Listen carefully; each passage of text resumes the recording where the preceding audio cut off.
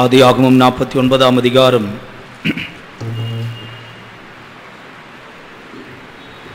6ஆம் வசனத்தை படியுங்கள். Genesis chapter 49 verse 6. ఆదికాండము 49వ అధ్యాయం 6వ వాక్యము.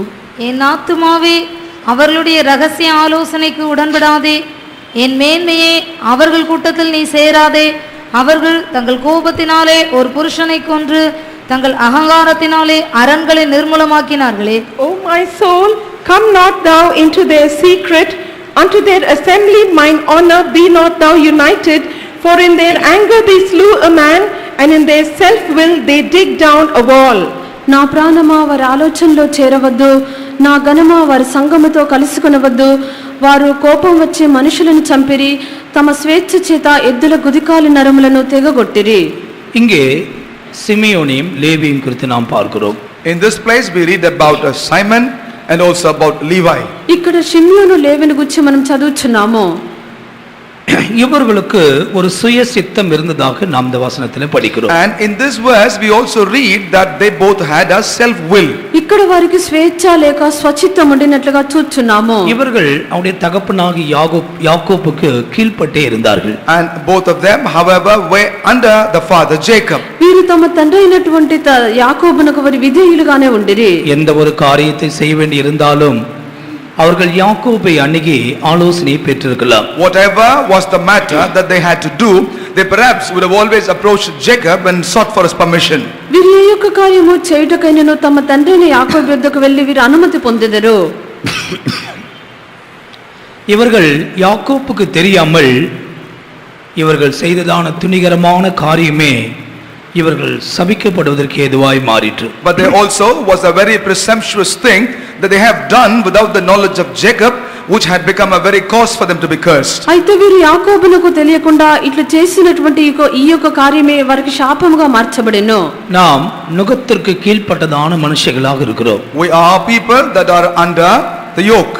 మనము కాడు క్రింద ఉండినటువంటి వారమై ఉన్నాము. சபை என்று சொல்லும் பொழுது அது ஒரு நடத்திப்புக்கு உட்பட்டதாக இருக்கிறது. When we talk about church, church is under the leading. సంఘము అని చెప్పినప్పుడు అది నడిపింపునకు లోబడి ఉండవలసినది. ஊழியர்கள் எங்களுக்கு மேல் இருக்கிற நடத்திப்புக்கு நாங்கள் கீழ்ப்பட்டிருக்கிறோம். Servants of God as we are, we subject ourselves to the leading that is above us. దైవ సేవకులైనటువంటి మేము మాకు పైనుండినటువంటి వారికి మేము విధేయత చూపుచున్నాము. அதுபோல தேவ ஜனங்கள் உங்களுக்கு ஒரு நடத்திப்பு உண்டு, அதற்கு நீங்கள் கீழ்ப்பட்டிருக்க வேண்டும். In the same manner, children of God as you are, you have a leading to which you will have to submit.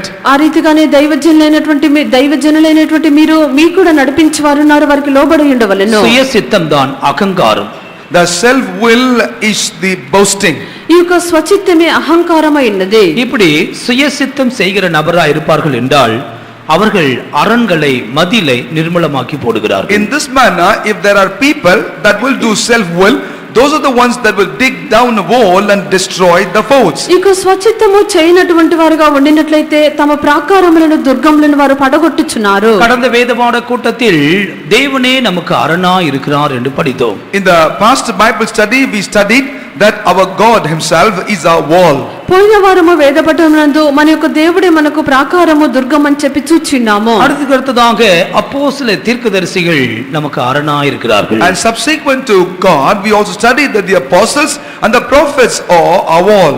దాని పిమ్మట అపొస్తలులు ప్రవక్తలు మన యొక్క ప్రాకారమై ఉన్నారు. சபையிலே ஜெபிக்கிறதான பரிசுத்தர்கள் தேவ ஜனங்கள் அவர்களும் மதிலா இருக்கிறார்கள். And also those people, the saints of God in the church that are praying, or the wall.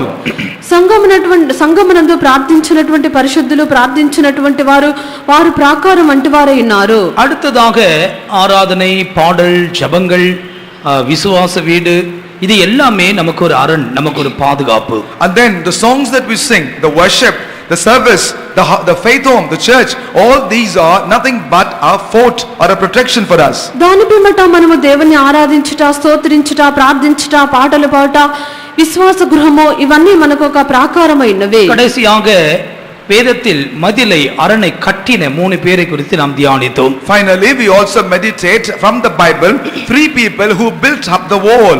చివరిగా ప్రాకారమును కట్టినటువంటి 3 వ్యక్తులను గురించి మనం ధ్యానించి ఉన్నాము. దావీదు రాజా మదిலை కట్టినాன். David built the wall. దావీదు రాజు ప్రాకారమును కట్టెను. சாலமோன் அவனும் மதிலை கட்டினான். Solomon also built up a wall. సొలొమోను కూడా ప్రాకారమును కట్టెను. மனாசே ராஜா அவனும் மதிலை கட்டினான். And also Manasseh built a wall. మనష్షే రాజు కూడా ప్రాకారమును కట్టించెను. இன்றைக்கு இந்த மதிலை இடித்த ரெண்டு நபரை குறித்து நாம் படிப்போம். But today we will meditate about two people who have destroyed or dug down the wall. నీటి యొక్క ప్రాకారమును పడగొట్టినటువంటి ఇద్దరు వ్యక్తులను గురించి మనం నేర్చుకునేదము. 2 நாளாகமம் 36ஆம் அதிகாரத்துக்கு வரும்பொழுது, As we come to 2 Chronicles chapter 36, రెండో దినవృత్తాంతములు 36వ అధ్యాయమునకు వచ్చినప్పుడు 19ஆம் வசனத்தை படியுங்கள். verse 19. 19వ వాక్యము. அவர்கள் தேவனுடைய ஆலயத்தை தீக்கொளுத்தி எருசலேமின் அலங்கத்தை இடித்து அதன் மாளிகைகளை எல்லாம் அக்னியால் சுட்டெரித்து அதிலிருந்த திவ்யமான பனிமுட்டுகளை எல்லாம் அழித்தார்கள். They burnt the house of God and brake down the wall of Jerusalem and burnt all the palaces thereof with fire and destroyed all the goodly vessels thereof. இந்த வசனத்தில் நாம் படிக்கும் பொழுது கல்தேயர் அல்லது நேபுகாத் நேச்சாரின் சேனைகள் எருசலேமின் அலங்கத்தை இடித்ததாக நாம் பார்க்கிறோம். In this particular verse, as we read, we understand that the Chaldeans or the army of Nebuchadnezzar had come and destroyed the wall in this place. ఈ యొక్క వాక్యమందు మనం చదివినప్పుడు కల్దీయులు అనగా నెబుకద్నెజర్ రాజు యొక్క సేన ఈ యొక్క యెరూషలేము యొక్క ప్రాకారమును పడగొట్టిరి. இன்னும் சற்று தெளிவாக நீங்கள் படிக்க விரும்பினால் 2 ராஜாக்கள் 25:10 அது இன்னும் சற்று தெளிவாக எழுதப்பட்டிருக்கிறது. And the same in 2 Kings chapter 25 verse 10 is explained in much more clearer terms. ఈ యొక్క వాక్యం ఇంకను మీరు స్పష్టముగా తెలుసుకొని నిమిత్తము రెండో రాజులు 25వ అధ్యాయము 10వ వాక్యమందు స్పష్టముగా చెప్పబడి ఉన్నది. கல்தேயரின் ராணுவத்தார் எல்லாரும் எருசலேமை சுற்றி இருந்த அலங்கங்களை இடித்து போட்டார்கள். And it is mentioned that all the army of the Chaldeans that were with the captain of the god break down the walls of Jerusalem round about. కల్దీయుల సైనికులందరూ యెరూషలేము చుట్టూనున్న ప్రాకారములను పడగొట్టిరి. கல்தேயர் என்ற தேசம் அதுதான் பாபிலோன் தேசம். The land of Chaldeans is called as a Babylon. ఈ యొక్క కల్దీయుల దేశం అని చెప్పినప్పుడు అది బబులోను దేశమై ఉన్నది. பாபிலோன் என்றால் அது குழப்பம் என்ற அர்த்தம். But the interpretation of Babylon is confusion. బబులోను అని చెప్పినప్పుడు అది కల్లోలమై ఉన్నది. ஆதியாகமம் 11ஆம் அதிகாரம் 9ஆம் வசனத்தில் பூமி எங்கும் வழங்கின பாஷைகளை கர்த்தர் அவ்விடத்தில் தாறுமாறாக்கினபடியினால் அதன் பேர் பாபேல் எனப்பட்டது. 11:9 நாம் இங்கே பார்க்கிறோம். As we read Genesis chapter 11 verse 9, it is mentioned that the Lord destroyed, confused the language, and that's the reason why that place is called as Babel. ఆదికాండము 11వ అధ్యాయము 9వ వాక్యమందు అక్కడ ప్రభు వారి యొక్క భాషను తారుమారు చేసెను, అందుచేత అది బాబేలు తారుమారని చెప్పబడెను. தெய்வத்துக்கு ஸ்தோத்திரம். Praise be to the Lord. ప్రభువుకు స్తోత్రము. நம்முடைய ஜீவியத்தில் நாம் குழப்பமான சூழ்நிலையில் இருக்கும் பொழுது மதிலை நாமே இடித்து போடுகிறவர்களாக இருப்போம். In our life, whenever we are in a state of confusion, we shall be the one that will pull the walls down in our life. మన యొక్క జీవితమునందు కల్లోలమైనటువంటి స్థితిలో ఉండినప్పుడు మన చుట్టూ ఉండినటువంటి ప్రాకారమును మనమే పడగొట్టుకొనిచున్నాము. ஏன் இங்கே பாபேல் என்ற ஒரு அனுபவம் உண்டாயிற்று? Why is that there was an experience by name called Babel at this time? ఇక్కడ ఎందుకు బాబేల్ అన్నటువంటి అనుభవము కలిగెను? அந்த அதிகாரம் 4ஆம் வசனத்தில் நமக்கு பேர் உண்டாக பண்ணுவோம் வாருங்கள் என்று சொல்லிக் கொண்டார்கள். In the same chapter verse 4, we read that they all said that there must be a name for us, let us all gather together. ఆ యొక్క అధ్యాయము 4వ వాక్యమందు పేరు సంపాదించుకుందాము రండని మాట్లాడుకొనిరి. நமக்கு ஒரு பேர் உண்டாக்குவோம், that let us make us a name. మనకు పేరు సంపాదించుకొనిదము. பேருக்காக புகழ்ச்சிக்காக ஜீவிக்கிறவர்கள் அவருடைய வாழ்க்கை தாறுமாறாக போகும். Those people that want to live a life for their name and for the praise of their name will get their life destroyed. పేరు నిమిత్తము ప్రఖ్యాత నిమిత్తము జీవించినటువంటి వారి యొక్క జీవితము తారుమారైపోవును. ஆனால் தான் நம்முடைய சபைகளிலே ஊழியக்காரருடைய பெயரோ விசுவாசிகளுடைய பெயரோ அது பிரபலமாக கூடாது, பெயரே வரக்கூடாது, பெயருக்கு நாம் முக்கியத்துவம் கொடுக்கிறவர் அல்ல என்பதை நாம் கவனமா இருக்க வேண்டும். And that is the reason why in our church we ensure that whether it is the servants of God or the believers, their names are not magnified. అందుచేతనే మన యొక్క సంఘమునందు విశ్వాసుల యొక్క పేరు, దైవ సేవకుల యొక్క పేరు పేరు ప్రఖ్యాతిగాంచుటకు మనం వదిలిపెట్టడలేమో, మన యొక్క పేరు బయటికి రాకూడదు. ஆண்டவருடைய நாமம் மாத்திரமே உயர்த்தப்பட வேண்டும். Only the name of the Lord shall be exalted. ప్రభు యొక్క నామం మాత్రమే మహిమపరచబడవలెను. இங்கே நமக்கு பேர் உண்டாக்க பண்ணுவோம் என்று தீர்மானித்தவர்கள் கடைசியில குழப்பமாக முடித்தார்கள். Here we note that there was a group that said that let us make for ourselves a name, but resulted or ended up in confusion. మనకు పేరు సంపాదించుకుందాము రండని వారు ప్రారంభించినటువంటి వారు చివరిగా వారు కల్లోలంతో కలవరంతో ముగించిరి. இந்த பாபிலோனுடைய கையில தான் கர்த்தர் இஸ்ரவேலரை கடைசியில ஒப்பு கொடுத்தார். Finally, however, at the end, the Lord handed over the people of Israelites in the hand of this Babylonians. ఇక బబులోనీయుల యొక్క చేతిలోనే ప్రభువు చివరికి ఇశ్రాయేలు జనులను అప్పగించిరి. கல்தேயர் வந்து தேசத்தை முற்றுகை போட்டார்கள். The Chaldeans had come and besieged the land. ఈ యొక్క కల్దీయులు వచ్చి దేశమును పూర్తిగా ఆవరించిరి. ஏன் கர்த்தர் ஒப்பு கொடுத்தார்? Why did the Lord submit? ఎందుకు ప్రభువు అలాగ అప్పగించిరి? அவர்கள் முற்றிலுமாய் தேவனுடைய பிரமாணங்களை தள்ளி போட்டார்கள். Because completely in all its entirety they rejected the laws of the Lord. వీరు పూర్తిగా దేవుని యొక్క ఆజ్ఞలను త్రోసివేసిరి. இன்றைக்கும் நாம் கர்த்தரை மறந்து வேதத்தை மறந்து பிரமாணங்களை மறந்து நாம் இஷ்டத்திற்கு நடப்போம் என்றால் நம்மை ஆண்டவர் குழப்பத்தின் கையிலே ஒப்பு கொடுப்பார். In the same manner, even for us, for that matter, in these days, reject the word of God and go out of the commandments and the doctrines, the Lord also will hand us over into the hands of confusion. మనం ఈ యొక్క దినములందు దేవుని మర్చిపోయి దేవుని యొక్క వాక్యమును మర్చిపోయి దేవుని యొక్క ఆజ్ఞను మనం విసర్జించినట్లయితే దేవుడు యొక్క కలవరం అని చెప్పినటువంటి ఆత్మకు మనల్ని అప్పగించెదరు. இந்த வேதவாட கூட்டத்திலே யாராவது இன்னும் குழப்பமாக பாபேலை போல குழம்பி யாராவது காணப்படுகிறீர்களா? Is there anybody even in this Bible study like Babel found in a state of confusion? ఎవరైనా నీకు వేద పఠనములందు ఎవరైనా బాబేలు వలె కలవరంతో కనిపించున్నారా? நாம் நிருபங்கள்ல படிக்கும் பொழுது மன தெளிவுள்ளவர்களா இருங்கள். தெளிவை உண்டாக்குறார் பரிசுத்த ஆவியானவர். As we read in the epistles, we read that be of good clarity, or the Lord is the one, the Holy Spirit of God is the one that brings clarity in thinking. మనం పత్రికల్లో చదివినప్పుడు మీరు స్వస్థ బుద్ధి గలవారు ఇండుడని చెప్పి చదువుచున్నాము. దేవుని యొక్క పరిశుద్ధాత్మ మనకు స్వస్థ బుద్ధిని కలిగించును. கர்த்தருக்கு ஸ்தோத்திரம். Praise the Lord. ప్రభువుకు స్తోత్రము. இங்கே கல்தேயர் அலங்கத்தை எல்லாம் இடித்து போட்டார்கள். Here the Chaldeans destroyed the wall. ఇక్కడ కల్దీయులు ప్రాకారమును నాశనం చేసిరి. எனவே நம்முடைய வாழ்க்கையிலே கல்தேயர்களுக்கு ஒப்பு கொடுக்கப்பட்டிருக்கிறோமா என்பதை ஏதாவது வாழ்க்கையில குழப்பம் இருக்கா? வாழ்க்கையிலே அழைப்பை குறித்தோ கிறிஸ்துவ ஜீவியத்தை குறித்தோ ஏன் என்ற குழப்பமா இருக்கிறீர்களா? அதற்கு காரணம் நீங்கள் பாபிலோனுடைய கையிலே ஒப்பு கொடுக்கப்பட்டிருக்கிறீர்கள். And that is the reason why we need to evaluate, examine to find out as to whether is there any confusion in our lives. If there is any confusion in our life, we need to understand that we have been handed over into the hands of the Chaldeans. మీ యొక్క జీవితమునందు దేని గురించి మీకు కలవరము కనిపించినదా?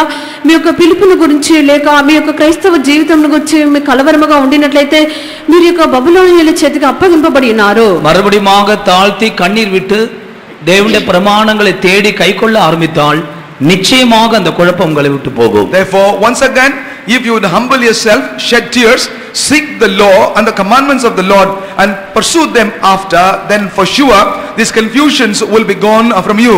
మరలా మిమ్మల్ని మీరు తగ్గించుకొని దేవుని యొక్క సన్నిధానమందు కన్నీళ్లు విడిచి దేవుని యొక్క ఆజ్ఞలు గైకొనొచ్చు దేవుణ్ణి వెదికినట్లయితే ఈ యొక్క కలవరం అన్నటువంటి ఆత్మ నుండి ప్రభు మిమ్మల్ని విడిపించెదరు. அடுத்ததாக இந்த மதிலை இடித்து போட்ட இன்னொரு நபரை குறித்து நாம் படிக்கலாம். And subsequently we also shall be able to read about another person who destroyed this wall. తదుపరి ఈ యొక్క ప్రాకారమును పడగొట్టినటువంటి మరొక వ్యక్తిని గురించి చదువుచున్నాము. இவனும் ஒரு ராஜா. He also was a king. ఇతడు ఒక రాజు అయినాడు. இவனுடைய பேர் யோவாஸ். And his name was Joash. ఇతని పేరు యోవాషు. 2 நாளாகமம் 25ஆம் அதிகாரம் 23ஆம் வசனம். 2 Chronicles chapter 25 verse 23. రెండో దిన వృత్తాంతములు 25వ అధ్యాయము 23వ వాక్యము. இஸ்ரவேலின் ராஜாவாகிய யோவாஸ் அகசியாவின் குமாரனாகிய யோவாசுக்கு பிறந்த அமத்சியா என்னும் யூதாவின் ராஜாவை பெத்சிமேஷிலே பிடித்து அவனை எருசலேமுக்கு கொண்டு வந்து எருசலேமின் அலங்கத்திலே எப்ராயிம் வாசல் தொடங்கி மூலை வாசல் மட்டும் 400 முழ நீளம் இடித்து போட்டு Joash the king of Israel took Amaziah king of Judah the son of Joash the son of Jehoahaz at Bethshemesh and brought him to Jerusalem and break down the wall of Jerusalem from the gate of Ephraim to the corner gate 400 cubits.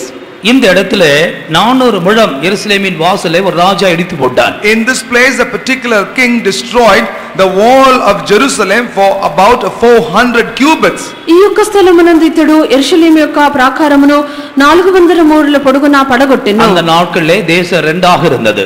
Those days the land was divided into two. ఆ యొక్క దినములందు దేశము రెండుగా ఉండెను. ஒன்று யூத தேசம் யூத ராஜ்யம் என்றும் இரண்டாவது இஸ்ரவேல் ராஜ்யம் என்றும் பிரிக்கப்பட்டிருந்தது. One was called as the kingdom of Judah while the other was called as the kingdom of Israel. సగం రాజ్యము యూదా రాజ్యముగాను సగం రాజ్యము ఇశ్రాయేలు యొక్క రాజ్యముగాను ఉండెను. 17ஆம் வசனத்திலே யூத ராஜாவாகிய அமத்சியாவுக்குள்ள ஒரு ஆவி போராடுகிறதை நாம் பார்க்கிறோம். And in the same chapter in verse 17 we note that the king Amaziah had a certain spirit that was tormenting him.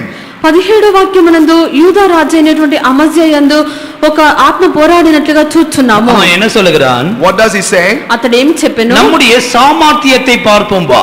Let us consider our skill. మనము ఒకరి ముఖమున ఒకరము లేక మన యొక్క సామర్థ్యంను చూచుకుందాము. நம்முடைய சாமர்த்தியத்தை பார்ப்போம் வா என்று அவனை அழைக்கிறார். He is calling him saying that come on let us test our skill. రమ్ము మనము ఒకరి ముఖమున ఒకరము చూచుకుందామని పిలిచెను. 19ஆம் வசனத்திலே நீ பெருமை பாராட்ட வேண்டாம் உன் வீட்டிலே இரு என்று இஸ்ரவேல் ராஜா சொல்லுகிறார். Whereas in the verse 19 we note that the king of Israel said that do not boast but abide in your house. 19వ వాక్యమందు ఇశ్రాయేలు రాజు అనుచున్నాడు నీవు గర్వించవద్దు ఇంటి యొద్ద నిలిచి ఉండుమని చెప్పెను. அவர்கள் தங்களுடைய சாமர்த்தியத்தை பார்த்தார்கள். But they considered their skill. వారు తమ యొక్క సామర్థ్యంను చూసుకున్నారు. கடைசி யூத ராஜா முறிந்து போனான். Finally it was the king of Judah that was smitten. చివరిగా యూదా రాజు ఓడిపోయెను. 20ஆம் வசனத்தில் அவன் ஏதோமின் தெய்வங்களை நாடினான். And in verse 20 we read that he went after seeking the gods of Edom. 20వ వాక్యమందు అతడు ఏదోమీల దేవతల యొద్ద విచారణ చేసిరి. இதிலிருந்து நமக்கு ஆண்டவர் என்ன சொல்லிக் கொடுக்கிறார்? What is that the Lord want to teach unto us through this? దీని నుండి ప్రభువు మనకు దేన్ని తెలియపరిచినారు? நம்முடைய சாமர்த்தியத்தை பார்ப்போம் வா. Let us consider our skill and ability. రమ్ము మన యొక్క సామర్థ్యమును చూచుకుందాము. இது நிச்சயம் தாழ்மையிலிருந்து உண்டாகிற வார்த்தையாய் இருக்கவே முடியாது. These definitely are not the words that emanate out of the sense of humility. ఇది నిజముగానే తగ్గింపులో నుండి కలుగునటువంటి మాట కాదు. இன்றைக்கும் கூட சாதாரணமா கூட பேசி நம்ம சாமர்த்தியத்தை பார்த்துக்கலாம் வாங்க. Even today generally unknowingly you may have said like this, come on let us see our skill. నేడు కూడా సామాన్యంగా మన యొక్క సామర్థ్యం చూచుకుని మీరు రమ్మని పిలుచున్నారు. கர்த்தருக்கு ஸ்தோத்திரம். Praise the Lord. ప్రభువుకు స్తోత్రము. அவன் ஏதோமின் தெய்வத்தை நாடினான். But he went seeking after the gods of Edom. అతడు ఏదోమీల దేవతల యొద్ద தாழ்மையின் విచారించెను. స్వరూపమాகிய இயேசுவை தெய்வத்தை அவன் தேடவில்லை. But he did not seek the very image and likeness of humility Lord Jesus. తగ్గింపు సారూప్యము కలిగినటువంటి యేసు ప్రభువును అతడు వెదకలేదు. நம்முடைய ஜீவியத்தில் இப்படிப்பட்டதான காரியங்களுக்கு இடம் கொடுக்க கூடாது. Therefore in our life we must never give room for things such as this in our life. మన యొక్క జీవితమునందు ఇటువంటి కార్యములకు మనం చోటివ్వకూడదు. மற்றவர்களை மேன்மையாக எண்ண வேண்டும். The Lord will have to consider you something good. ఇతరులను మనము శ్రేష్ఠులుగా ఎంచవలెను. மற்றவர்களை மேன்மையாக எண்ண வேண்டும். We will have to consider others better than us. ఇతరులను మనకంటే శ్రేష్ఠులుగా ఎంచవలెను. சபையிலும் கூட சில சந்தர்ப்பங்களில் இப்படிப்பட்டதான அனுபவங்கள் உண்டாகும். Even in church on certain occasions such eventualities will occur. సంఘమునందు కూడా కొన్ని సందర్భములందు ఇటువంటి కార్యములు జరుగును. நம்முடைய சாமர்த்தியத்தை பார்ப்போம் வா. We will say let us see, consider our ability. మన యొక్క సామర్థ్యమును చూచుకొనిదము రమ్ము. உங்களுக்கு சாமர்த்தியம் இருந்தால் நீங்கள் மௌனமாய் இருக்க வேண்டும். If you are able and skillful you better be silent. మీకు సామర్థ్యము ఉండినట్లయితే మీరు మౌనముగా உனக்கு ఉండవలెను. சாமர்த்தியம் இருந்தால் உன்னை உன் வீட்டிலே இரு. படிங்க அந்த வசனத்தை. It is mentioned 19ஆம் here. வசனம். 19th verse. 19వ వాక్యము நீ ஏதோ மீறி அடித்தாய் என்று பெருமை பாராட்ட உன் இருதயம் உன்னை கர்வம் கொள்ள பண்ணினது. இப்போதும் நீ உன் வீட்டிலே இரு. நீ உன் வீட்டிலே போய் அமைதியா இரு. You abide in your home in silence. నీవు ఇంటికి వెళ్ళి నీ ఇంటి వద్ద నిలిచి ఉండుము. ரொம்ப முக்கியமான விஷயம். This is a very important truth. ఇది ప్రాముఖ్యమైనటువంటి విషయము. சாமர்த்தியங்கள் இருந்தால் நல்ல ஸ்கில் எல்லாம் இருந்தால் இது காட்டுறது சபையில் அல்ல, உன் வீட்டில் போய் நீ அமைதியா இரு. If you are skilled, this is not the church is not the place where you display your skill. You better abide in your home. మంచి సామర్థ్యము నీకు ఉండినట్లయితే దాని సంఘములో చూపించకూడదు. ఇంటి అందు మౌనముగా ఉండవలెను. இவன் இந்த ஆலோசனை கேட்கவில்லை.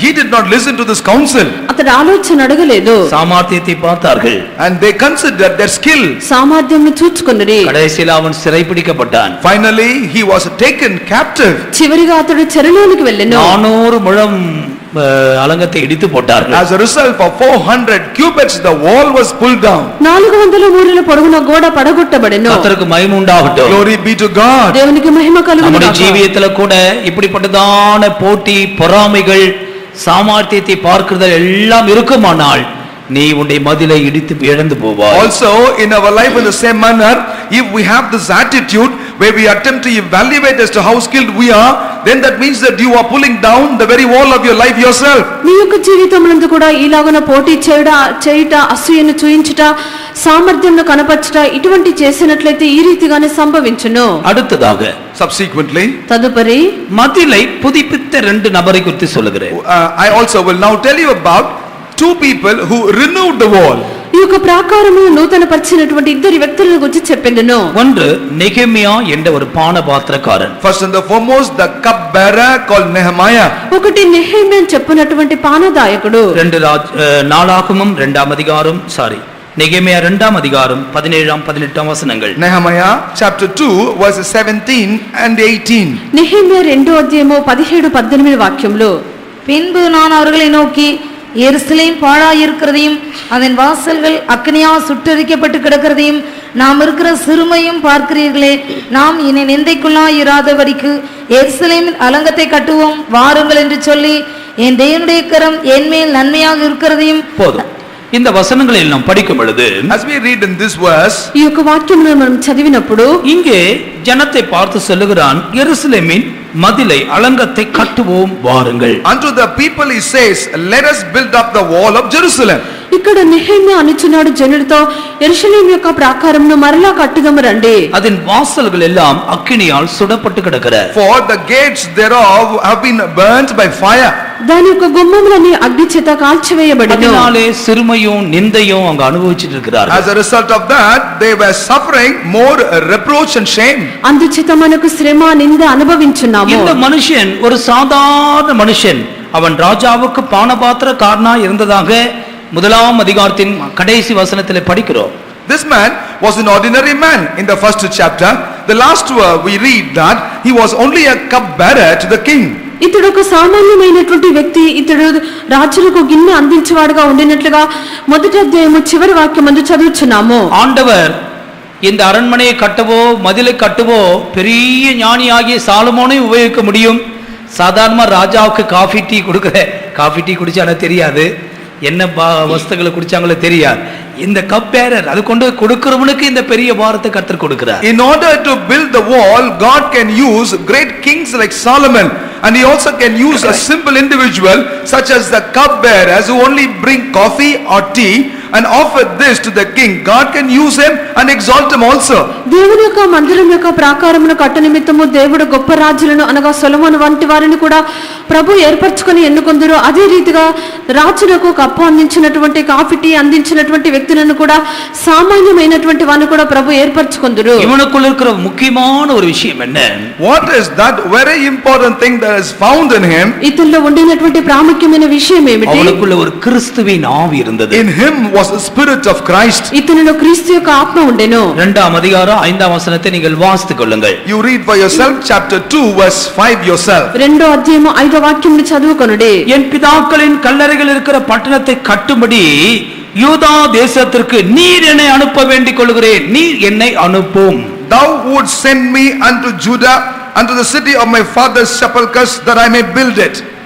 నా పితరుల సమాధులను పట్టణంలో తిరిగి కట్టినట్లుగా నన్ను యూదా దేశములకు పంపుడని వేడుకొనిచున్నాను. இதுதான் கிறிஸ்துவின் ஆவி. This is the spirit of Christ. ఇదే క్రీస్తు యొక్క ఆత్మ ఉన్నది. ஏசாயா 6ஆம் அதிகாரம் 8ஆம் வசனத்தை படிக்கும் பொழுது, As we read the prophetic book of Isaiah chapter 6 verse 8, యెషయా గ్రంథము 6వ అధ్యాయము 8వ వాక్యం చదివినప్పుడు, யாரை நான் அனுப்புவேன், யார் நமது காரியமாய் போவான்? whom will I send, who will go for our cause? నేను ఎవని పంపెదనో మా నిమిత్తము ఎవడు పోవునో? அதற்கு ஒரு மறுமொழி, இதோ அடியேன் இருக்கிறேன், என்னை அனுப்பும். There is a response to that which said that, behold, here I am, send thou me.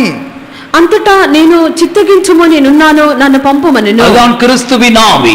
That is the spirit of Christ. ఇదే క్రీస్తు యొక్క ఆత్మ ఉన్నది. நமக்குள்ள இந்த கிறிஸ்துவின் ஆவி இருக்குமானால் எருசலேம் மதில் கட்டப்பட வேண்டும் என்ற எண்ணம் இருந்து கொண்டே இருக்கும். In the same manner, if we have the spirit of Christ in us, then continuously we will have the spirit where we think the walls of Jerusalem will have to be built. ఈ యొక్క క్రీస్తు యొక్క ఆత్మ మనలో ఉండినట్లయితే యెరూషలేము యొక్క ప్రాకారము కట్టబడాలని చెప్పునటువంటి తలంపు మనలో ఎల్లప్పుడూ కలిగి ఉండేదము. நெகேமியா என்ற வார்த்தைக்கு கர்த்தர் ஆறுதல் படுத்துகிறார் என்ற அர்த்தம். The interpretation for the name Nehemiah means the Lord comforteth. Nehemiah అని చెప్పినప్పుడు దేవుడు ఆదరించుచున్నాడు. ஆம், உனக்குள்ள அந்த கிறிஸ்துவின் ஆவி இருக்குமானால் தேவன் உன்னை எழுப்புவார், உன்னை கொண்டு பெரிய காரியங்களை செய்வார். Yes, if there is the spirit of Christ in you, then the Lord will raise you up, and raising you up, the Lord will do great things. నీలో క్రీస్తు యొక్క ఆత్మ ఉండినట్లయితే ప్రభు నిన్ను లేపెదరు, నీ ద్వారా ప్రభు గొప్ప కార్యములు జరిగించెదరు. என்னால முடியாத ஆண்டவரே வேற யாரும் அனுப்பு என்று ஒருமுறை அலறினார் மோசே.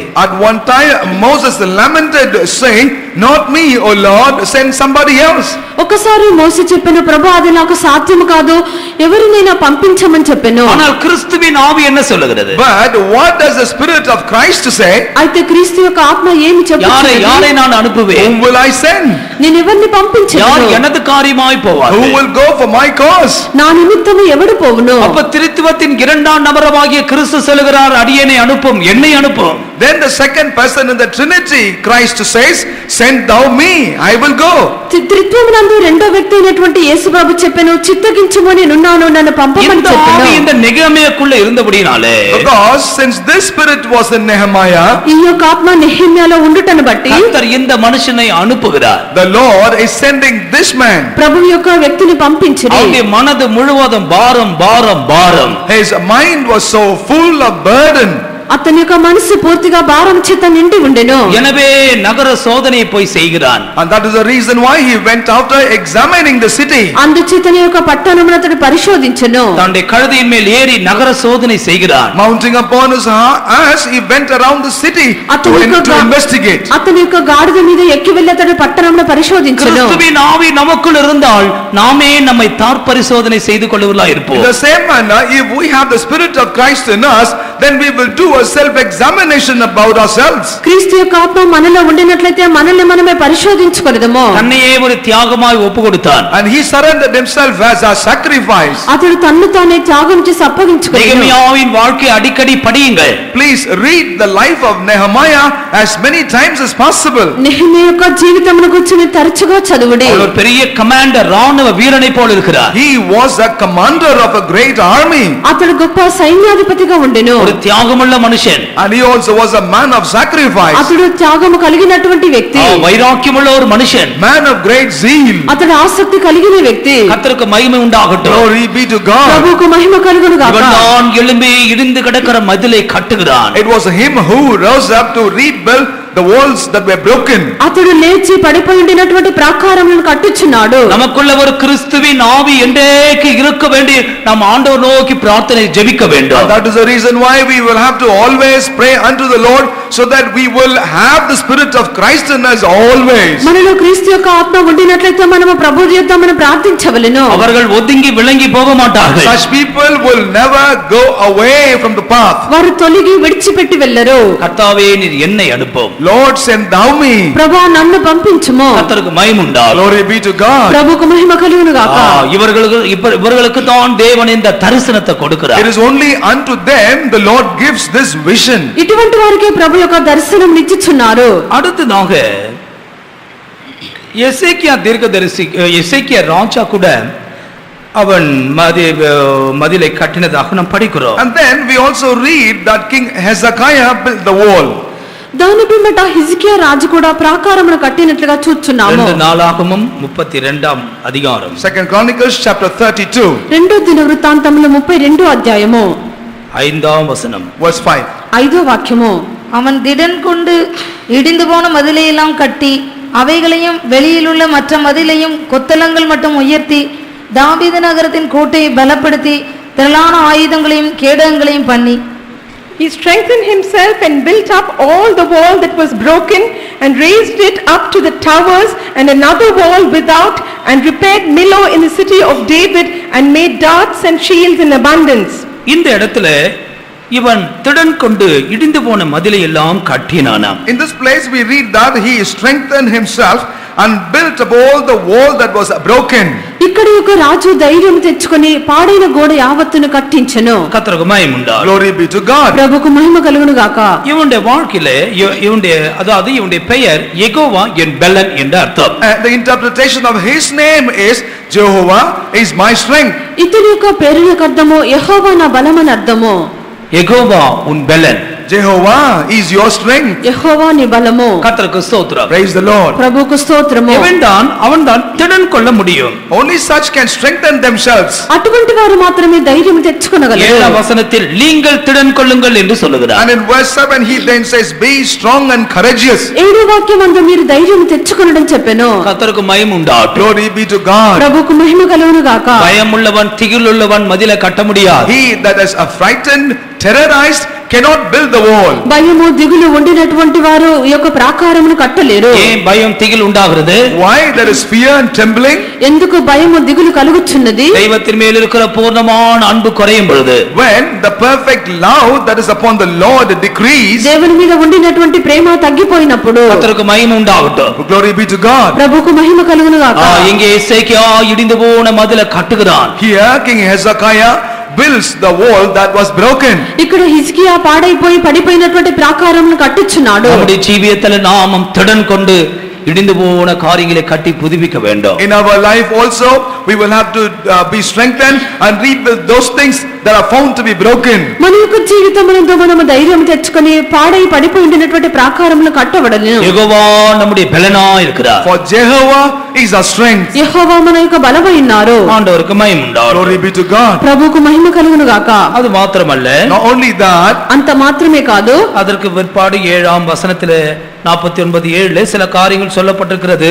அது லேவி குறித்து படிக்கும் பொழுது நாம் அந்த வசனத்தை படிக்கலாம். and then also in Genesis chapter 49 verse 7 there are also a few things mentioned about, and that's about Levi. When we study about that we will meditate more. దాని పిమ్మట ఆదికాండము 49వ అధ్యాయము 7వ వాక్యమందు ఇంకొన్ని కార్యములు చెప్పబడినవి మనము లేవీయుల గురించి నేర్చుకున్నప్పుడు వాటి నుంచి నేర్చుకునేదము. இப்போது நாம் சிமியோனை குறித்து படித்துக் கொண்டிருக்கிறோம். Now we are studying about a Simeon. ఇప్పుడు మనము షిమ్యోను గురించి నేర్చుకొనుచున్నాము. ஆண்டவருக்கு மகிமை உண்டாகட்டும். Glory be to God. ప్రభువుకు మహిమ కలుగును గాక. இந்த சிமியோனை குறித்து மூன்றாவது விஷயத்தை நாம் படிக்கும் பொழுது, As we study the third thing about this Simeon, ఈ యొక్క షిమ్యోను గురించి మూడో విషయం మనం చదివినప్పుడు பிரதான ஆசாரியனுடைய மார்பதக்கத்தில் இந்த சிமியோன் அவனுக்கும் ஒரு கல் ஒதுக்கப்பட்டிருக்கிறது. அதான் இந்திர நீலம். for Simeon also a precious stone that adorned the breast of the chief priest was allotted, and that's a fire. ఈ యొక్క షిమ్యోను గురించి మనం ప్రధాన యాజకుని యొక్క విషయమందు చూచినప్పుడు అతని యొక్క రొమ్మున ఉండినటువంటి న్యాయ విధాన పథకమునందు ఇంద్రనీలం అన్నటువంటి రాయి పైన ఉంచబడినది. யாத்ராகமம் 28ஆம் அதிகாரம் 18ஆம் வசனத்தில் அந்த இவனுடைய பெயர் 2ஆம் வரிசையிலே வருகிறது. Genesis chapter Exodus chapter 28 verse 18 is where his name comes in the second order. నిర్గమకాండము 28వ అధ్యాయము 18వ వాక్యమందు ఇతని యొక్క పేరు రెండో వరుసలో వచ్చుచున్నది. 2ஆம் பத்தி மரகதமும் இந்திரநீலமும் வச்சிரமும். The second row shall be an emerald, a sapphire and a diamond. கர்த்தருக்கு மகிமை உண்டாகட்டும். Glory be to God. ప్రభువుకు మహిమ కలుగును గాక. இந்த இந்திர நீலம் என்ற வார்த்தை சிமியோனுக்கு ஒதுக்கப்பட்டிருக்கிறது. The sapphire, the name has been given to Simeon. ఇక ఇంద్రనీలము అని చెప్పినటువంటి ఒక రాయి ఇది షిమ్యోనుకు అయ్యున్నది. பிரதான ஆசாரியன் தன் மார்பதக்கத்திலே 12 கோத்திரங்களை அப்படியே சுமந்து கொண்டே இருக்கிறான். The chief priest carry the 12 tribes upon his chest. ప్రధాన యాజకుడి యొక్క 12 గోత్రముల వారిని న్యాయ విధాన పథకమునందు భరించుచున్నాడు. அவனுடைய தோள் துண்டின் மேலே 6 பெயர்களாக முத்திரை வெட்டப்பட்டு தோளிலும் சுமக்கிறான். And also he carries that upon the shoulder. On either shoulder there were 6 pieces that are broken and placed upon the shoulder. అతని యొక్క 2 భుజముల మీద 6 పేర్లుగా అతడు ముద్ర చెక్కబడినట్లుగా చెక్కబడిన ఆ యొక్క పేర్లను భరించున్నాడు. ஆண்டவருக்கு ஸ்தோத்திரம். Praise be to the Lord. ప్రభువుకు స్తోత్రము. அப்போ இந்த பிரதான ஆசாரியன் இந்த சிமியோனும் பரிசுத்த சமூகத்திலே ஸ்தலத்திலே அவன் சுமந்து கொண்டே இருக்கிறான். That means the chief priest is carrying also the Simeon in the most holy place, in the holy place. దాని యొక్క అర్థం ఏదనగా ఈ యొక్క ప్రధాన యాజకుడు అతి పరిశుద్ధమైనటువంటి స్థలమనందు ఈ యొక్క షిమ్యోనును అతడు భరించున్నాడు. இந்த கல்லிலிருந்து நாம் என்ன சத்தியத்தை படிக்கலாம்? What is the truth that we can understand from this precious stone? ఈ యొక్క రాయి నుండి మనము ఏ యొక్క సత్యమును నేర్చుకొనగలము? இது இந்திரநீல கல். It is called as a fire. ఇది ఇంద్రనీలమైనది. దైవத்துக்கு స్తోత్రం. Glory be to God. ప్రభువుకు స్తోత్రము. இது ஒரு நீல நிறமான கல். And this is of a blue, and this is a blue in color. ఇది నీలం రంగు కలిగినటువంటిది. இது கிறிஸ்துவின் அன்பை காண்பிக்கிறது. And this refers the love of Christ. ఇది క్రీస్తు యొక్క ప్రేమను బయలుపరుచున్నది. கர்த்தருக்கு மகிமை உண்டாகட்டும். Glory be to God. దేవునికి మహిమ కలుగును గాక. இன்னொரு அர்த்தத்திலே, in another interpretation, మరొక అర్థమునందు இந்த సిమియోన్ ఇவ்வளவு ஒரு கொடூரமான మనిషిனா இருந்தாலும் இந்த ஆசாரியன் அவனை கொடூரமானவனாய் பார்க்கவில்லை, அவன் ஒரு இந்திர நிற கல்லாய் பார்க்கிறான். Though the Simeon was such a terrible person, the chief priest did not consider his cruelty. On the other hand, he considered him to be a precious stone. ఈ యొక్క షిమ్యోను ఇంత క్రూరమైనటువంటి వ్యక్తిగా ఉండినప్పటికీ ఈ యొక్క ప్రధాన యాజకుడైతే అతని యొక్క ఇంద్రనీలం వలె ప్రేమగా చూస్తున్నాడు. అదా ఆసార్య ఊழியத்தின் విశేషిత అనుభవం ప్రియమానవులే. Beloved, that is the very special experiences of the ministry of the chief priesthood. ఇది యాజక సేవ యొక్క శ్రేష్ఠత ఉన్నది. ஏன் பூமியில தேவன் ஒரு ஆசாரிய ஊழியத்தை ஸ்தாபித்திருக்கிறார்? Why is that the Lord established the ministry of the priesthood on the face of the earth? ఎందుకు దేవుడు యొక్క భూమి మీద ఒక యాజక సేవను స్థాపించిరి? நீங்கள் வரும்போது ஒரு సిమియోనా ఇங்கே வந்திருக்கலாம். You perhaps as entered, you may have entered as Simeon. మీరు ఇక్కడికి వచ్చినప్పుడు ఒక షిమ్యోను వలె వచ్చింది. உன்னுடைய மனசாட்சியே உன்னை குற்றச்சாட்டி கொண்டிருக்கும். Your consciousness would have been pricking you. నీ యొక్క మనస్సాక్షి నీ మీద నేరారోపణ చేయించి நீ ఉంటుంది. ஒரு Simeon. You are a Simeon. నీవు ఒక நீ షిమ్యోను. ஒரு கொடூரமான మనిషిன். You are a man of cruelty. నీవు క్రూరమైనటువంటి వ్యక్తివి. செய்ததான காரியங்களை அது உணர்த்தி கொண்டே இருக்கும். This is how this went on pricking you or reminding about the things that you have done. నీవు చేసినటువంటి కార్యములను నీలో గుర్తుచూ ఉండును. இவர்கள் இப்படிப்பட்ட கொடூரமான மனுஷராகவே இருந்தால் தேவனுடைய ராஜ்யம் ஸ்தாபிக்கப்படுவது எப்படி? If they continue to be men of cruelty, how was it then possible for the kingdom of God to be established? వీరు కొనసాగించి ఇటువంటి కఠినమైనటువంటి మనుషులుగా ఉండినట్లయితే దేవుని యొక్క రాజ్యం ఎలాగన స్థాపించబడినది? இப்படிப்பட்ட ஆட்களை கொண்டு வந்து ஒரு ஆசாரிய ஊழியத்தை ஸ்தாபித்து இதுக்கு உள்ளவே கர்த்தர் அவங்களை மாற்றி மாற்றி மாற்றி அவங்களை மாற்றுகிறார். And that is the reason why the Lord brings them into this order, where within the ministry of the priesthood the Lord is going on changing them, and finally he converts them. అందుచేతనే ప్రభువు ఇటువంటి వారిని ఈ యొక్క క్రమములోనికి తీసుకొని వచ్చి ఈ యొక్క యాజక సేవయందు ప్రభువు ఇటువంటి వారిని రూపించుచున్నారు. கர்த்தருக்கு ஸ்தோத்திரம். Praise the Lord. ప్రభువుకు స్తోత్రం. ஆசாரியன் பரிசுத்த ஸ்தலத்திலே ஊழியம் செய்யும் பொழுது இஸ்ரவேலின் 12 கோத்திரங்களை சுமந்து கொண்டே ஊழியம் செய்கிறார். When the priest ministers in the holy place by carrying the 12 tribes, only he renders his ministry unto the Lord. ఈ యొక్క యాజకుడు పరిశుద్ధ స్థలంలో సేవ చేయనప్పుడు ఈ యొక్క 12 గోత్రముల వారిని భరించుచునే సేవ చేస్తున్నాడు. ஆசாரியன் மார்பதக்கத்துல இப்போது அவன் இந்திர நீலம் அப்படியே ப்ளூ கலரா இருக்கிறான். Now this upon the chest of the chief priest, like the sapphire, he is in the very beautiful color of blue. ఇతడు ఇప్పుడు యాజకుని యొక్క రొమ్మునందు నీలం రంగులో కనిపించుచున్నాడు. கர்த்தருக்கு ஸ்தோத்திரம். Praise the Lord. ప్రభువుకు స్తోత్రము. இந்த இந்திர நீல கல்லை குறித்து 4 முக்கிய விஷயங்களை நாம் படிக்க வேண்டும். About this precious stone, there are 4 important things that we need to learn. ఈ యొక్క ఇంద్రనీలము రాయిని గురించి మనము 4 ముఖ్యమైన కార్యము చదవవలెను. முதலாவது கிறிஸ்துவின் அன்பு என்று படிக்கும் பொழுது அதற்கு 4 பக்கங்கள் உண்டு. As we study about the love of Christ, it has got 4 sides. మొదటిగా క్రీస్తు యొక్క ప్రేమను చదివినప్పుడు దానికి 4 భాగములు ఉన్నవి. எபேசியர் 3ஆம் அதிகாரம் 18ஆம் வசனத்திலே நாம் அதை படிக்கிறோம். We can read about that in Ephesians chapter 3 verse 18. ఎఫెసీ 3వ అధ్యాయము 18వ వాక్యమందు దీన్ని చదువుచున్నాము. அன்பின் அகலம் நீளம் உயரம் எல்லாம் சொல்லப்பட்டிருக்கிறது. There we note about the length, the breadth, the height and the depth of the love. ప్రేమ యొక్క వెడల్పు లోతు ఎత్తు ఎంత అని చెప్పబడి ఉన్నది. 4 பக்கங்கள் குறிக்கப்பட்டாலும் அந்த அன்புக்கு அளவுகள் குறிக்கப்படவில்லை. Though 4 sides are mentioned, the measures are not mentioned. ఈ యొక్క నాలుగు ప్రక్కలు చెప్పబడినప్పటికీ దాని యొక్క పరిమితి చెప్పబడలేదు. எனவேதான் கிறிஸ்துவின் அன்பு அவ்வளவு அளவற்றது. அளவில்லாமல் கிறிஸ்து சபையை நேசிக்கிறார். சகோதரா சகோதரி உன்னை நேசிக்கிறார். And that is the reason why the Lord loves the church so much. Brother, sister, the Lord loves you so much beyond any measure. కావున దేవుని యొక్క సంఘమును క్రీస్తు ప్రేమించుచున్నాడు. సహోదరుడా సహోదరి, కొలతలేనటువంటి ప్రేమ చేత ప్రభు నిన్ను ప్రేమించున్నారు. எனவேதான் இது ஆச்சரியமான அன்பு, அறிவு கேட்டாத அன்பு என்று நாம் பக்தர்கள் சொல்லுவதை பார்க்கிறோம். And that is the reason why we know that the devout men says that this is not only a wonderful love, but this is also the love that you cannot comprehend. ఇది ఆశ్చర్యకరమైనటువంటి ప్రేమ, మన జ్ఞానములకు మించినదని చెప్పి భక్తులు చెప్పటం మనం వినుచున్నాము. ஆம், சிமியோனாகிய உன்னை கர்த்தர் நேசிக்கிறார். உன்மேல் வைத்திருக்கிற அன்பு அளவில்லாத அன்பு. உன் தேவன் உன்னை அளவில்லாமல் நேசிக்கிறார். அதை நீ இதயத்தில் விசுவாசிக்க வேண்டும். Yes, though you are Simeon, the Lord loves you. The love with which the Lord loves you is beyond any measure, and this love you need to bear in your mind this day. షిమ్యోనుగా ఉండినటువంటి ప్రభు నిన్ను ప్రేమించుచున్నాడు. ఇటువంటి రీతిలో కనిపించినటువంటి నీ మీద ప్రభు తన యొక్క ప్రేమను చూపించున్నారు. இந்த அன்புக்கு சர்வ வல்லவரின் சம்பூர்ணம் என்று யோவேல படிக்கிறோம். And we also read about this love as called as the perfection of the Almighty in the book of Job. ఈ యొక్క ప్రేమను గురించి మనం యోబులో సర్వశక్తుని యొక్క సంపూర్ణత అని చెప్పి చదువుచున్నాము. யோபு 11ஆம் அதிகாரம், Job chapter 11, యోబు 11వ అధ్యాయము 7ஆம் வசனம். 7th verse. 7వ వాక్యము. தேவனுடைய அந்தரங்க ஞானத்தை நீர் ஆராய்ந்து சர்வவல்லவருடைய சம்பூர்ணத்தை நீர் அறியக்கூடுமோ? கீழே படிங்கள். அது வானவரையிலும் உயர்ந்தது, உம்மால் என்ன ஆகும்? அது பாதாளத்திலும் ஆழமானது, நீர் அறியக்கூடியது என்ன? அதன் அளவு பூமியை பார்க்கிலும் நீளமும் சமுத்திரத்தை பார்க்கிலும் அகலமா இருக்கிறது. இந்த வசனம் தான் எபேசியர்ல சொல்லப்பட்டிருக்கிறது. This very verse is not re-mentioned in Ephesians. ఈ యొక్క వాక్యం ఇక్కడ ఎఫెసీయులో చెప్పబడి ఉన్నది. தெய்வத்தின் அந்தரங்க ஞானம், The hidden wisdom of God, దేవుని యొక్క గూఢాంశమైన జ్ఞానము, சர்வ வல்லவரின் சம்பூர்ணம், and the perfection of Almighty. సర్వశక్తుని యొక్క పరిపూర్ణత. அதுக்கு உயரம் எவ்வளவு? How high that is. దాని యొక్క ఎత్తు ఎంత అయినది? அதுக்கு என்ன உயரம்? How high that is. దాని యొక్క ఎత్తు ఎంత అయినది? How much?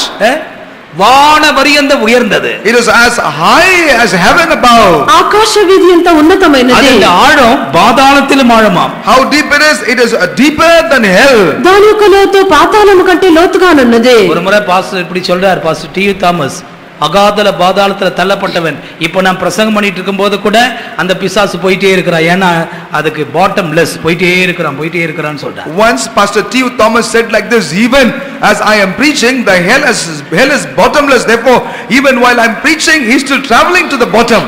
పాస్టర్ టియు గారు ఇలాగని చెప్పినారు, అపవాది అగాధ పాతాళంలో త్రోసివేయబడినది, దానికి అడుగు భాగము లేనందు చేత అది పోవచ్చునే ఉన్నది. பாதாளத்தில் ஆழம். ஆண்டவருடைய அன்பு, மனுஷனை கர்த்தர் நேசித்த அன்பு பாதாளத்திலும் ஆழமான அன்பு. Yes, the love with which the Lord loved mankind is deeper than the hell. దేవుడు మనుషుల్ని ప్రేమించినటువంటి ప్రేమ పాతాళము కంటే లోతైనది. அதன் அளவு அகலம் பூமியை பார்க்கலாம். பூமின்னா இத்தனை கிலோமீட்டர் தான் அளந்து சொல்லிடுவாங்க இப்ப இருக்கிற விஞ்ஞானிகள். ஆண்டவர் அங்கே கூட ஒரு பாயிண்ட் வச்சுட்டார், எப்ப பூமியை காட்டில் அதிகம் சொல்லிட்டார். The measure thereof is longer than the earth, because the scientists these days have found the measure thereof of the earth. That's the reason why the Lord kept them away out, so that he said it's larger than the earth. ఇప్పుడైతే శాస్త్రజ్ఞులు భూమి యొక్క పరిమితి ఇంతని తెలియపరుచున్నారు. అందుచేత ప్రభు దాని యొక్క పరిమాణము భూమి కంటే అధికమైనదని చెప్పారు. సముద్రத்தை பார்க்கிலும் అగలமானது. That is broader than the sea. అది సముద్రం కంటే వెడల్పు కలిగినది. கர்த்தருக்கு மகிமை உண்டாகட்டும். Glory be to God. దేవునికి మహిమ కలుగును గాక. ఆశ్చర్యமான అன்பు. And that's the love that cannot be comprehended. జ్ఞానమునకు అందలేనటువంటి ఆశ్చర్యకరమైన ప్రేమ. எந்த அன்பை கொண்டுதான் கர்த்தர் அந்த மனுஷனை நேசிக்கிறார். It is with this love only the Lord loved the man. ఈ యొక్క ప్రేమ చేతనే ప్రభు మనుషుని ప్రేమించున్నారు. ஆண்டவர் ஒரு மனுஷனை நேசிக்கிறார் என்றால் ஒரு குறுகிய இருதயம் அல்ல, அவருடைய அன்பு இவ்வளவு பெருசு, அதை நம்மால வர்ணிக்க முடியாது பிரியமானவர்களே. If the Lord loves a person, he does not love that person with a narrow heart. You shall not be able to explain as to what is the love with which the Lord loves a person. దేవుడు మనల్ని ప్రేమించుచున్నాడని చెప్పినప్పుడు ప్రభు యొక్క ప్రేమ అది సంకుచితమైనది కాదు. అది మనము దాని పరిమితిని మనం చెప్పలేము. கர்த்தருக்கு ஸ்தோத்திரம். Praise the Lord. ప్రభువుకు స్తోత్రము. தேவன் பிரமாணங்களை மோசேக்கு கொடுத்த பொழுது, When God gave a law unto Moses, దేవుడు ఆజ్ఞలు మోషేకి ఇచ్చినప్పుడు சரித்திரக்காரர்கள் எழுதுகிறார்கள், இந்த பிரமாணங்கள் எல்லாமே இந்த இந்திர நீல கல்லில தான் எழுதப்பட்டதா? Certain historians declare that all the laws have been written only upon the sapphire stones. కొందరు మోషకు యొక్క ఆజ్ఞలు ఇవ్వబడినటువంటి సమయమందు ఈ యొక్క ఇంద్రనీలం అని చెప్పినటువంటి రాయిపైన వ్రాయబడి ఇవ్వబడింది అని చెప్పి తెలియపరుచున్నారు. கர்த்தருக்கு ஸ்தோத்திரம். Praise the Lord. ప్రభువుకు స్తోత్రము. நாம் நம்முடைய இருதயங்கள் தேவ அன்பினால் நிரப்பப்பட்டிருந்தால் தேவன் தன்னுடைய பிரமாணங்களை எளிதாக அதிலே எழுதுவார். The same manner, if our hearts are filled with the love of God, then it shall be easy for God to write up his statutes upon our heart. ఆ రీతిగానే దేవుని యొక్క ప్రేమ చేత మన యొక్క హృదయము నింపబడినప్పుడు ప్రభు తన యొక్క ఆజ్ఞలు సులువుగా మన యొక్క హృదయమునందు వ్రాసెదరు. దైవத்தை நேசிக்கிறவர்களுக்கு உபதேசத்தை கைக்கொள்வது ரொம்ப எளிது. Everyone that loveth God shall be, for them it shall be easy for to observe the doctrines. దేవుణ్ణి ప్రేమించినటువంటి వారికి ఉపదేశమును అనుసరించడం మిక్కిలి సులువైన కార్యము. ఇంద్రనీల కల్లిల్தான் ప్రమాణங்கள் எழுதப்பட்டது. It's only upon this precious stone the laws have been written. ఈ యొక్క ఇంద్రనీలం అని చెప్పినటువంటి రాయిపైన ఈ యొక్క ఆజ్ఞలు వ్రాయబడిను. ஆண்டவருக்கு மகிமை உண்டாகட்டும். Glory be to God. దేవునికి మహిమ కలుగును గాక. இந்த கல்லை குறித்து முதலாவது ஒரு விஷயத்தை சொல்லுகிறேன். I want to tell one thing about this particular stone. ఈ యొక్క రాయిని గురించి మొదటి విషయం చెప్పెదను. ఎసెకియల్ 10వ అధికారం 1వ వచనం. Ezekiel chapter 10 verse 1.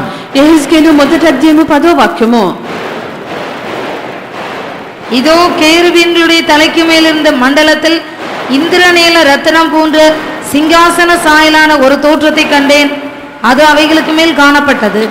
I looked, and behold, in the firmament that was above the head of the cherubims, there appeared over them as it were a sapphire stone, as the appearance of the likeness of a throne.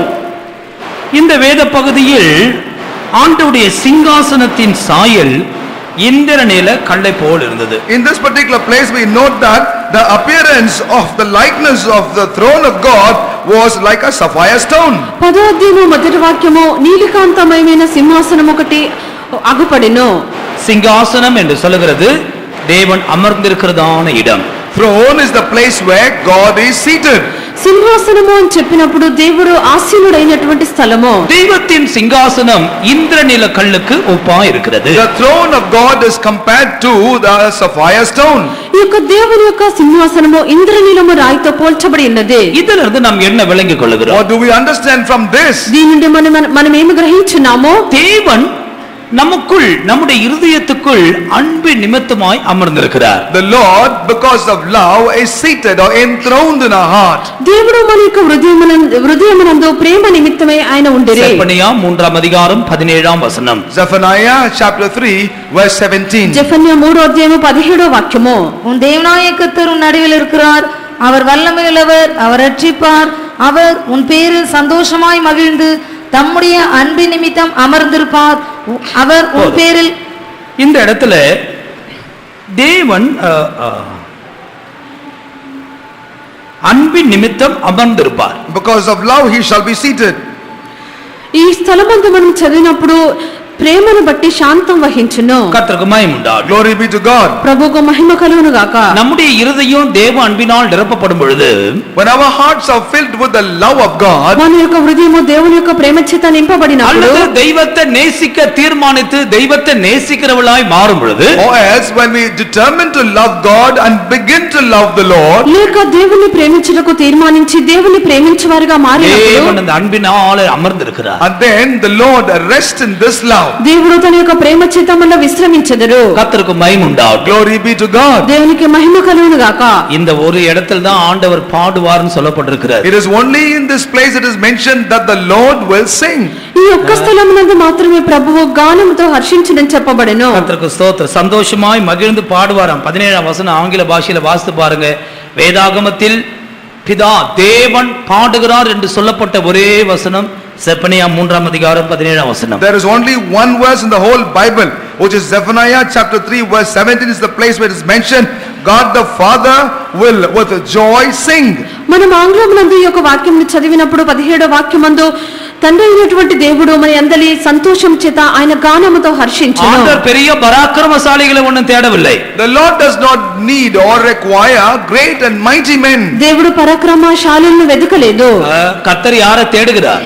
Whom is that the Lord is seeking? ప్రభు ఎవరిని వెదుకుచున్నారు? தெய்வத்தை நேசிக்கிற ஒரு இருதயம் இருக்குமானால் ஆண்டவர் அந்த இடத்துல போய் அமர்ந்து இருக்கிறார், ரெஸ்ட் எடுக்கிறார். If there is a heart that loveth the Lord, it is in that place the Lord will come and rest in love. దేవుని వెదుకున్నటువంటి హృదయం ఉండినట్లయితే అటువంటి హృదయమును వెదుకుచున్నారో అక్కడ ప్రభు విశ్రమించున్నారు. இந்த தேவ அன்புக்கு மாறான காரியங்கள் நமக்குள் வரும் பொழுது தேவன் அங்கே அமர்ந்திருக்க முடியாது. But whenever things contrary to the love of God enter into our life, then the Lord will not be able to rest in us. ఈ యొక్క దేవుని ప్రేమకు విరోధమైనటువంటి కార్యములు వచ్చినప్పుడు అక్కడ ప్రభు విశ్రమించలేరు. பரிசுத்த ஆவியின் மூலமாக தேவ அன்பு நமக்குள்ள ஊற்றப்பட்டிருக்கிறது. By the Holy Spirit of God, the love of God had been shed abroad in our hearts. పరిశుద్ధాత్మ ద్వారా దేవుని యొక్క ప్రేమ మన హృదయములో కుమ్మరింపబడి ఉన్నది. అదే ఇంద్రనీలకల్. And that is called as sapphire. అదే ఇంద్రనీలం రాయి. அபிஷேகம் பெற்ற பிற்பாடு நம்முடைய இருதயம் தெய்வத்தின் சிங்காசனமாய் மாறுகிறது. After being anointed, then our heart becomes the very throne of God. అభిషేకము పొందిన తరువాత మన యొక్క హృదయము దేవునికి సింహాసనముగా మార్చబడుచున్నది. எனவேதான் யாத்ராகமம் 24:10 படிக்கும் பொழுது, and that is the reason why as we read the book of Exodus chapter 24 verse 10, అందుచేతనే నిర్గమకాండము 24వ అధ్యాయము 10వ వాక్యమందు చదివినప్పుడు, இஸ்ரவேலின் தேவனை தரிசித்தார்கள், அவருடைய பாதத்தின் கீழே under his feet, ఆయన పాదముల క్రింద நீல கல் இழைத்த வேலைக்கு ஒப்பாகவும், அதன் அர்த்தம் நீல கல் இழைத்த வேலைக்கு ஒப்பா இருந்த அனுபவத்தின் மேல அவர் நின்றார், அப்படி எடுத்துக்கொள்ள. That means paved the work of a sapphire stone. That means upon that which was already worked on, the Lord stood. ఈ నీలమయమైనటువంటి వస్తువు పైన ఆయన నిలిచిరి. இந்த காரியங்கள் எல்லாம் இந்த மாசம் மேகசின்ல இந்த லாஸ்ட் வீக்கா 10 கற்பனைகள் சொல்லப்பட்ட ஒரு ஹெட்டிங்ல இந்த காரியங்கள் எழுதப்பட்டிருக்கிறது. All these things are mentioned in our magazine that comes under a title called 10 Commandments. మనకు వచ్చినటువంటి ఆ యొక్క పత్రిక యందు ఈ యొక్క 10 ఆజ్ఞల్లో ఇది వ్రాయబడి ఉన్నది. கர்த்தருக்கு மகிமை உண்டாகட்டும். Glory be to God. ప్రభువుకు మహిమ కలుగును గాక. தேவன் தன்னுடைய அன்பினால் அன்பிலே இளைப்பாறுகிறவராய் This is how the Lord by means of his love rests in love. ప్రభు తన యొక్క ప్రేమ యందు విశ్రమించెదరు. இத டிஸ்டர்ப் பண்ற இந்த இளைப்பாறுதல கெடுக்கிற எல்லாவற்றையும் ஒழித்தால் மாத்திரம்தான் உன்னுடைய ஜீவியம் ஜெயஜீவமாய் மாறும். Your life shall become a victorious life only if you are able to destroy all that destroys this rest in you. ఈ యొక్క విశ్రాంతిని నష్టపరిచినటువంటి కార్యములన్నిటిని తొలగించినప్పుడు మాత్రమే నీ జయ జీవితం చేయవానిగా మారెదవు. உன்னுடைய தேவன் உனக்குள் இளைப்பாறி கொண்டிருக்கிறாரா? Is the Lord resting in you? నీ యొక్క దేవుడు నీలో విశ్రమించున్నారా? நீ ஒரு இளைப்பாறுதலுள்ள மனுஷனா இருக்கிறாயா? Are you a man of rest? నీ విశ్రాంతి గల మనుషుడిగా ఉన్నావా? உனக்குள்ள தெய்வீக அன்பு அதிகமா இருக்கிறதா? Is there love of Christ in you more? నీలో దైవికమైన ప్రేమ అధికముగా ఉండదా? அவர் உனக்குள்ள இருந்து பாட்டு பாடுகிறாரா? சந்தோஷமாய் பாடுகிறாரா? Is he singing songs by being in you in joy? నీలో ఉండి ప్రభు సంతోషంతో గానం அவர் చేయించున్నారా? நடுவில் இருக்கிறார். He is in the midst of us. ఆయన మీ మధ్యలో ఉన్నారు. ஆண்டவருக்கு மகிமை உண்டாகட்டும். Glory be to God. దేవునికి మహిమ కలుగును గాక. எனவேதான் ஆண்டவர் நமக்குள்ளே சந்தோஷமாய் இருக்க And வேண்டும். that is the reason why the Lord will have to be rejoicing in us. కావున ప్రభు మనను సంతోషంతో హర్షించవలెను. அதான் நமக்கு நல்லது. And that is only shall be good for us. అది మనకు మంచిదే ఉన్నది. இல்லையென்றால் நாம் நம்முடைய இளைப்பாறுதலை நஷ்டப்படுத்தி விடுவோம். Or else we would have wasted our rest. లేనట్లయితే మన నుండిన విశ్రాంతి నష్టమగును. பாடு தேவ பிரசன்னம் நம்மை விட்டு போய்விடும். After that the presence of the Lord will depart from us. దాని పిమ్మట దేవుని యొక్క సన్నిధి మనల్ని நாம் ஒரு நிமிஷம் విడిచిపోవును. நம்முடைய கண்களை மூடுவோமா? Let us accept that and close our eyes. ఒక నిమిషము కన్నులు మూసెదము. தொடர்ச்சியாக உள்ள பகுதிகளை அடுத்த வேதபாட கூட்டத்தில் தியானிக்கலாம். In the next Bible study we shall continue to study more about this. మిగతా విషయములు వచ్చే వేద పఠనంలో నేర్చుకొనేదము. தேவன் தன் அன்பின் நிமித்தம் நமக்குள்ளே அமர்ந்து இருக்கிறார். The Lord because of his love is resting in us.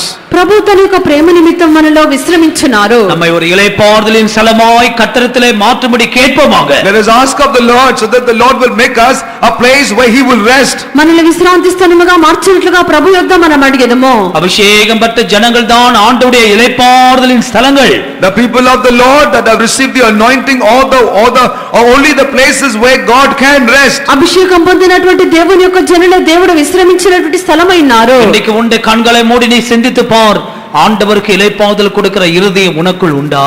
Even this moment close up your eyes and think, is there a place where God can rest in your life? నేడు నీవు కన్నులు మూసుకొని తలంచి చూడము. దేవునికి విశ్రాంతినిచ్చినటువంటి హృదయం నీలో కనిపించున్నదా? எத்தனை பேர் தங்களுடைய இளைப்பாறுதலை நஷ்டப்படுத்தி இருக்கிறார். Many people have lost or wasted their rest. అనేక మంది తమ యొక్క విశ్రాంతిని నష్టపరిచినారు. அப்படி என்றால் கர்த்தரிடத்திலே மனம் திரும்புவாயாக. If that is the case, you shall repent unto the Lord. అలాగ ఉండినట్లయితే నీవు దేవుని యొద్ద మారు మనసు పొందుము. கர்த்தாவே இந்த குறிப்பிட்ட பகுதிகளிலே நான் என் இளைப்பாறுதலை நஷ்டப்படுத்தி விடுகிறேன். Saying, Lord, these are the places where I have lost my rest. ప్రభా గుర్తింపబడిన ఈ యొక్క భాగమందు నాకు విశ్రాంతి నష్టపరుచున్నాను. மறுபடியும் உம்முடைய அன்பினால் என்னை நிறைத்து நீர் எனக்குள்ளே இளைப்பாறி கொண்டிருக்க வேண்டும், எனக்குள்ளே நீர் சந்தோஷமா இருக்க வேண்டும் என்று சொல்லுங்கள். Lord, I want you to be resting in me. I want you once again to be rejoicing in me. Say like this unto the Lord. ప్రభా మరలా మీరు నాలో విశ్రమించవలెను, నాలోందు నీవు సంతోషించవలెను అని చెప్పి మీరు ప్రభు యొద్ద అడుగుడి. சில நிமிஷங்கள் கர்த்தருக்கு நம்மை ஒப்பு கொடுப்போம். For some time let us submit ourselves into the hands of God. కొన్ని నిమిషములు దేవుని యొద్ద మనల్ని సమర్పించుకొనుదాము. ஜெபிக்க ஆரம்பிப்போம். Start praying. మనం ప్రార్థించుటకు ప్రారంభించుదాము. வாயை திறந்து ஆண்டவர் நோக்கி கூப்பிட ஆரம்பிப்போம். Open up your mouth and start calling to God. మనం నోరు తెరిచి ప్రభు యొద్ద మొర్రపెట్టుదాము. கர்த்தாவே உம்முடைய சிங்காசனம் இந்த நீலக்கல்லுக்கு ஒப்பா இருக்கிறது. Oh Lord, your throne is like that of the sapphire stone. ప్రభా నీ యొక్క సింహాసనం యొక్క నీలము రాయికి పోల్చబడి ఉన్నది. இந்த இருதயம் அந்த இந்திர நீலத்துக்கு ஒப்பாய் மாறட்டும். Lord, may my heart become like that of the sapphire stone. ప్రభా నా యొక్క హృదయం యొక్క ఇంద్ర నీలము రాయి వలె మార్చుము. அதை முழுவதுமாய் உம்முடைய அன்பினாலே நிரப்பி விடும். Lord, completely fill my heart by your love. పూర్తిగా నా హృదయమును ప్రేమతో నింపివేయుము. அந்நிய அன்புகளை பிடுங்கி எரிந்து போடும். Lord, pluck the strange loves out of it. అన్య ప్రేమలు హృదయము నుండి తొలగించుము. மனுஷ ஆசைகள், பணத்தின் மேல் இருக்கிற ஆசைகளை எரிந்து போடும். Lord, take away the desire on men and the desire of money. ఈ యొక్క ధనాపేక్షను మనుషుల మీద ఉండినటువంటి ఆశను తొలగించుము. ஜெபித்துக்கொண்டே இருங்கள். Start praying, keep praying. మీరు ప్రార్థించుడి, ప్రార్థించుచునే இந்த வேதபாட கூட்டத்தில் உனக்கு ஒரு கிருபையை கர்த்தர் கொடுக்கிறார். In this Bible study, behold, the Lord is granting you a grace. ఈ యొక్క వేద పట్టణమునందు ప్రభువు యొక్క కృపనిచ్చుచున్నాడు. இளையாதே அமைதலாயிரு என்று சொன்ன இயேசு உன்னுடைய வாழ்க்கையில தலையிட்டு உனக்கு ஒரு அமைதலை கொடுக்கிறார். God rebuked the sea, saying, be still. The Lord intervenes in your life and also commands a grace to rest in it. నీవు ఉప్పొంగుకము నిమ్మలముగా ఉండమని ఆజ్ఞాపించినటువంటి దేవుడు నీ జీవితమందు యొక్క ఆజ్ఞ ఇచ్చుచున్నాడు. ఇని வருகிற நாட்கள் உனக்கு ஆசீர்வாதமான நாட்களா இருக்கட்டும். Therefore, the days that will come hereafter shall be the days of blessing to you. ఇక మీదట రాబోవు దినములు నీకు ఆశీర్వాదకరమైన దినములు. உன்னுடைய சிங்காசனம் இந்த இந்திர கல்லால் ஸ்தாபிக்கப்பட்ட உருவாக்கப்பட்ட சிங்காசனம். Your throne is the one that has been formed and built by the sapphire stone. నీ యొక్క సింహాసనం యొక్క ఇంద్రనీలము రాయి చేత అది రూపింపబడినది. ఇని నీ ஒரு సిమియోన్ அல்ல. You are not a Simeon anymore. నీవు షిమ్యోను இனி நீ కాదు. ஒரு கொடுமையின் கருவி அல்ல. You are not a weapon of cruelty anymore. నీవు ఇక క్రూరమైన ఆయుధము కాదు. ஆண்டவர் உன்னை ஒரு சாதுவான மனுஷனாய் The மாற்றுகிறார். Lord has made you a calm person. ప్రభు నిన్ను ఒక సాత్వికమైన వ్యక్తిగా உன்னுடைய మార్చున్నాడు. கோபத்தை எடுத்து போடுகிறார். The Lord is taking the anger out of ప్రభువు నీ you. కోపమును తొలగించున్నాడు. அகங்காரத்தை மாற்றுகிறார். Behold, your haughtiness is changed. నీ యొక్క అహంకారమును తొలగించున్నాడు. கிறிஸ்துவை வைக்கிறார். And the Lord is Amen. placing Christ in నీ you. లోపల క్రీస్తును ఉంచున్నాడు. நான் நல்ல கிறிஸ்தியனுக்கு இருக்கிறான், நீ அறிக்கை செய். You shall confess, not I, but Christ is in me. నేను కాదు క్రీస్తు నాలో ఉన్నారని చెప్పి ఒప్పుకోలు చేయము. హల్లెలూయా, హల్లెలూయా, హల్లెలూయా, హల్లెలూయా, హల్లెలూయా, హల్లెలూయా,